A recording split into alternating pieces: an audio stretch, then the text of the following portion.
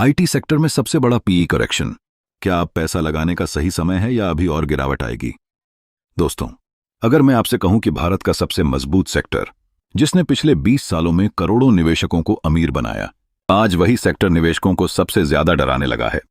TCS, Infosys, HCL tech, Wipro, tech Mahindra, लगभग सभी बड़ी आईटी कंपनियों के शेयर अपने हाई से काफी नीचे ट्रेड कर रहे हैं। लेकिन सबसे बड़ा सवाल ये नहीं है कि शेयर गिरे क्यों। सबसे बड़ा सवाल है, क्या ये सिर्फ शुरुआत है या फिर यहीं से अगले 5 साल का सबसे बड़ा मौका बनने वाला है? आज की वीडियो में हम समझेंगे आईटी सेक्टर क्यों गिर रहा है, पीई 38 से 19 क्यों आया, अमेरिका की मंदी का कितना असर है, एआई क्या लाखों आईटी जॉब्स खत्म कर देगा, और सबसे जरूरी, क्या आज आईटी शेयर खरीदने चाहिए? वीडियो को आखिर तक जरूर देखिए, क्योंकि अंत में मैं आपको बताऊंगा कि बड़े निवेशक इस समय क्या कर रहे हैं। चैप्टर 1, इट सेक्टर आखिर गिर क्यों रहा है? दोस्तों, सबसे पहले एक बात समझिए, शेयर हमेशा कंपनी के आज पर नहीं, बल्कि उसके भविष्य पर चलते हैं। जब निवेशकों को लगता है कि आने वाले सालों में कंपनी बहुत तेजी से बढ़ेगी, तो वे ज्यादा पीई देने को तैयार हो जाते हैं। लेकिन जब ग्रोथ धीमी होने लगे, तो वही पीई नीचे आने लगता है। यही इस समय आईटी सेक्टर के साथ हुआ। पहले निवेशक 28 पीई देने को तैयार थे, आज वही कंपनियां लगभग 19 पीई पर ट्रेड कर रही हैं।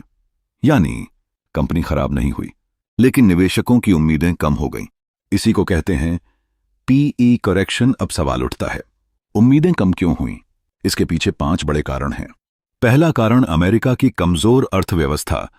भारतीय आईटी कंपनियों की कमाई का लगभग 60-70% हिस्सा अमेरिका से आता है।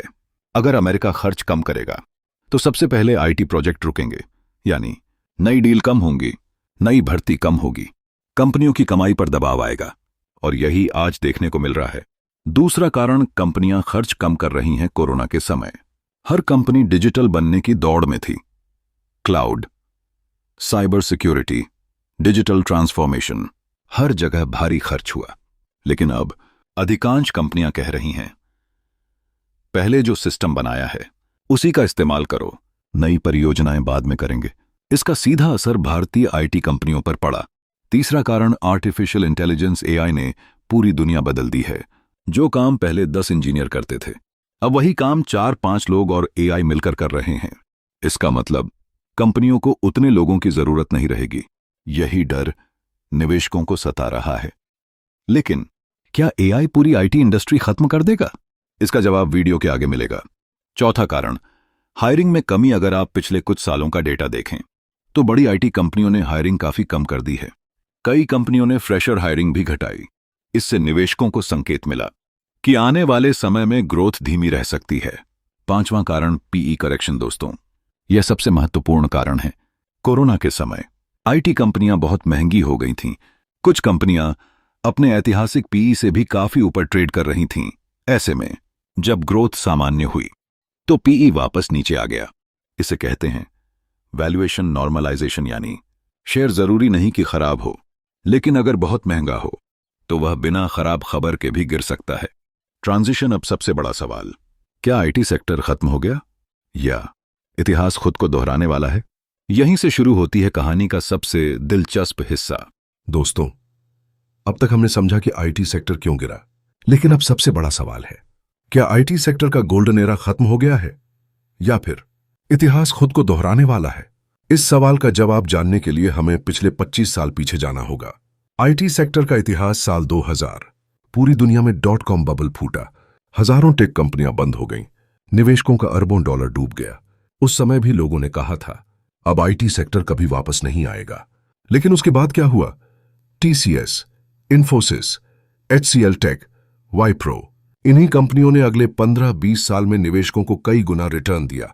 फिर आया 2008 का ग्लोबल फाइनेंशियल क्राइसिस। दोबारा लोगों ने कहा, अब आईटी खत्म। लेकिन फिर इसी सेक्टर ने वापसी की। 2020 में कोरोना आया, दुनिया रुक गई। लेकिन सबसे तेज ग्रोथ किस सेक्टर ने दिखाई? आईटी सेक्टर ने। यानी इतिहास हमें एक बात सिखाता है, अच्छी कंपनियां खत्म नहीं होती, उनके बिजनेस का तरीका बदलता है। एआई क्या आईटी कंपनियों को खत्म कर देगा? आज हर जगह सिर्फ एक शब्द सुनाई देता है, आर्टिफिशियल इंटेलिजेंस। कई लोग डर रहे हैं, एआई आने के बाद लाखों लोगों की नौकरी चली जाएगी। लेकिन क्या एआई दुश्मन है या सबसे बड़ा अवसर? सोचिए, जब कंप्यूटर आया था तब भी लोगों ने कहा था कि नौकरियां खत्म हो जाएंगी। जब इंटरनेट आया तब भी यही कहा गया, लेकिन हुआ क्या? नई नौकरियां पैदा हुई, नई कंपनियां बनी, नई इंडस्ट्री बनी। एआई भी वैसा ही बदलाव है। हां, कुछ पुराने काम कम होंगे, लेकिन नए काम। AI development, AI security, AI consulting, data engineering, cloud infrastructure, इन सब की मांग तेजी से बढ़ सकती है। जो कंपनियां एआई अपनाएंगी वही आगे निकलेंगी। कौन सी भारतीय आईटी कंपनियां सबसे मजबूत हैं? अब बात करते हैं बड़ी कंपनियों की। टीसीएस भारत की सबसे बड़ी आईटी कंपनी, मजबूत क्लाइंट बेस, कैश फ्लो शानदार, लगातार डिविडेंड। बड़ी कंपनियां सबसे पहले टीसीएस पर भरोसा करती हैं। अगर सेक्टर में रिकवरी आएगी तो टीसीएस उसका बड़ा हिस्सा हो सकती है। इन्फोसिस डिजिटल ट्रांसफॉर्मेशन में मजबूत पकड़, एआई पर तेजी से निवेश, दुनिया की बड़ी कंपनियों के साथ लंबे कॉन्ट्रैक्ट। अगर ग्लोबल आईटी स्पेंडिंग बढ़ती है तो इन्फोसिस को फायदा मिल सकता है। HCL technologies cloud, engineering, infrastructure, तीनों में मजबूत। पिछले कुछ वर्षों में लगातार नए बड़े ऑर्डर मिले हैं। टेक महिंद्रा टेलीकॉम सेक्टर पर ज्यादा निर्भर, इसलिए उतार चढ़ाव ज्यादा रहता है। कि अगर टेलीकॉम केपेक्स बढ़ता है तो इसका फायदा मिल सकता है। वाइप्रो कुछ सालों से ग्रोथ धीमी रही है, लेकिन कंपनी लगातार बदलाव कर रही है। अगर एग्जीक्यूशन सुधरता है तो आने वाले वर्षों में सुधार देखने को मिल सकता है। सबसे बड़ी गलती दोस्तों, जब शेयर ऊपर जाते हैं लोग खरीदते हैं, जब वही शेयर सस्ते हो जाते हैं लोग डर जाते हैं। यही सबसे बड़ी गलती है। महान निवेशक हमेशा कहते हैं क्वालिटी कंपनी खरीदो, प्राइस पर ध्यान दो, इमोशन पर नहीं। सबसे महत्वपूर्ण सवाल अब सवाल आता है, अगर आईटी सेक्टर सस्ता हो गया है तो क्या आज ही पूरा पैसा लगा देना चाहिए? मेरा जवाब है नहीं। क्यों? क्योंकि कोई भी व्यक्ति बॉटम नहीं पकड़ सकता। सिप स्ट्रैटेजी, अगर आपका निवेश का समय 5-10 साल का है तो एक साथ पैसा लगाने के बजाय धीरे धीरे निवेश करना बेहतर हो सकता है। हर गिरावट में थोड़ा थोड़ा निवेश, इसे कहते हैं रूपी कॉस्ट एवरेजिंग। इससे रिस्क भी कम होता है और एवरेज प्राइस भी बेहतर बनती है। किन बातों पर ध्यान दें? किसी भी आईटी कंपनी में निवेश करने से पहले ये 5 बातें जरूर देखें। Revenue growth, profit growth, deal wins, operating margin, management guidance. अगर ये पांचों मजबूत हैं तो कंपनी लंबी दौड़ में अच्छा प्रदर्शन कर सकती है। सबसे बड़ा रिस्क, लेकिन हर निवेश में जोखिम होता है। अगर अमेरिका में बड़ी मंदी आती है तो आईटी कंपनियों की कमाई पर दबाव बढ़ सकता है। अगर एआई अडॉप्शन उम्मीद से तेज हो गया तो बिजनेस मॉडल बदल सकते हैं। अगर डॉलर कमजोर हुआ तो भी असर पड़ सकता है। इसलिए बिना रिसर्च के कभी निवेश मत कीजिए। बड़े निवेशक क्या कर रहे हैं? बड़े निवेशक डर के समय भागते नहीं हैं। वे अच्छी कंपनियों की सूची बनाते हैं, उनके वैल्यूएशन देखते हैं, धीरे धीरे निवेश शुरू करते हैं। यही कारण है कि लंबी अवधि में वही लोग अच्छा रिटर्न कमाते हैं।